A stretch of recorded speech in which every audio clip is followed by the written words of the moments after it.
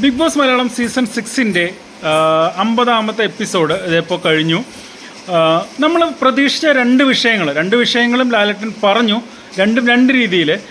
ഒന്ന് കിച്ചണിലെ വിഷയം തന്നെയാണ്. കിച്ചൺ ടീമിൽ അൻസിബ മാത്രമാണ് കഴിഞ്ഞ ഒരാഴ്ച അവിടെ വർക്ക് ചെയ്തിരുന്നത്. കിച്ചൺ ടീമിൽ ബാക്കി രണ്ട് പേര് ജിൻഡോയും ജാസ്മിനും ഒരു 90% ആ പരിസരത്ത് വന്നിട്ടില്ല എന്ന് തന്നെ പറയാം.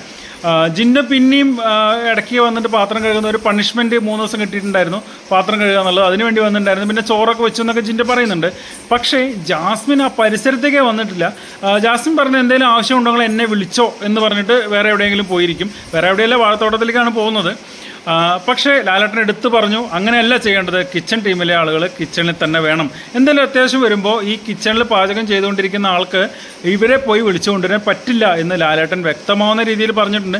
പക്ഷേ അത് ജാസ്മിനോടാണ് പറയുന്നത്. ജാസ്മിൻ പിടിച്ച മുയലിന് 3 കൊമ്പാണ്. അത് ആര് പറഞ്ഞാലും അത് മാറ്റില്ല, അത് പറഞ്ഞിട്ട് കാര്യമില്ല. പക്ഷേ ഇവിടെ അൻസിബയ്ക്ക്, അതായത് ഒരാഴ്ച അവിടെ കിച്ചണിൽ നിന്ന് വർക്ക് ചെയ്ത അൻസിബയ്ക്ക് ഒരു മൊമെൻ്റോ കൊടുത്തു.